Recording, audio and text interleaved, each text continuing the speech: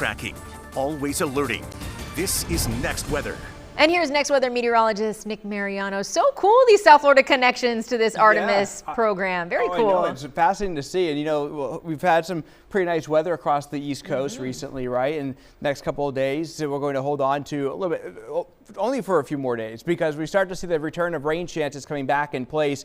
You know, if you've been following us the last couple of days, we've been talking about a lot of the east wind and the seaweed coming up along the coast. That east wind's keeping our temperatures pretty steady tonight, close to 80 degrees in place here across the beaches. And this is a good camera because it looks at the beaches really well at night, right? Helps capture any type of light that comes into the camera lens, so you get a good perspective. See the clouds too, a lot of lower clouds, some moisture there. Those are the showers that we're seeing starting to develop, especially off the coast, down to the south into the Keys. And we'll see a passing shower getting into the early morning hours, but much of the day itself tomorrow on the drier end, but that east wind continuing. So we're looking at middle to upper 80s tomorrow when it comes to those high temperatures. And then Thursday, similar setup. I think we can see an earlier start to some showers down across parts of the Keys, whereas much of Miami-Dade, Broward County, dry to start, but we run that chance of some showers during the afternoon. And then you can see it here on Friday, a much better chance. That's when we start to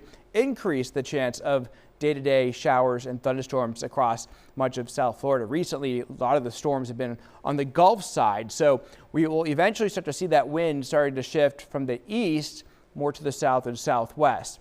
But as long as it stays with more of an east wind and Atlantic wind, those temperatures staying upper 80s, close to 90, before those rain chances start to increase by the time we get toward the weekend. Why is that? Well, we are looking at the eastern Pacific. This tropical storm Christina moving very slow off of the coast of Central America, and I'm bringing this up because this will play a role in our weather here in South Florida indirectly, and I'll show you why. Because as the energy transfers over into the Caribbean and the western Gulf of Mexico, a lot of that moisture is going to be working its way across Central America, but the wind patterns are going to take some of that tropical moisture and stream it north. But notice what happens with our wind.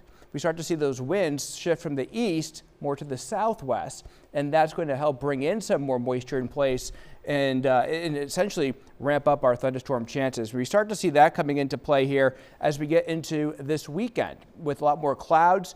The showers and storms will be on the increase. Temperatures on the rise too, and because of the higher temps and the added moisture, we have what it feels like outside, right? And it's going to be a little bit warmer this weekend with feels like temperatures in the low 100s.